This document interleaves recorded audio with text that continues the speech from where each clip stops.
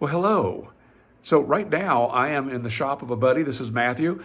You may even see his name in the end of all of my videos if you happen to watch the name scrolling by.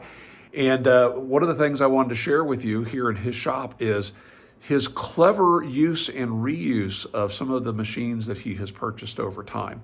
So let me flip the camera around and let's take a look. All right, so Matthew's going to show us something because this just came up on the My Growth Rings channel or forum about, well, what do you do if you upgrade to a 510 or 520? What do you do with the old tables and carriages? Matthew, what have you done?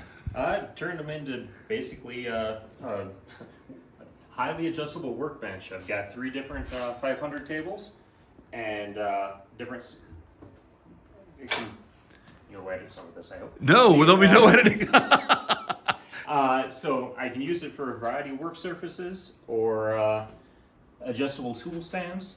So you've got an old base. This is a 1950s base. And then you said you added sand here. Yeah, I've got a box full of sand. Just when I put the scroll saw onto one of the tables, the vibrations lessen. Think about that. He sets a scroll saw here. If he ever needs to tilt the table on the scroll saw, he can tilt the table here to match that tilt, and his table then is still horizontal to the floor. That's really clever. And then let's see, a couple other things that I was impressed by.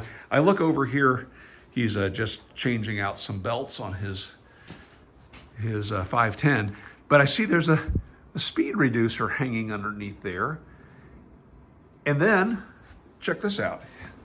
I should just pan around your space. No problem. You've got a push me, pull you going on here.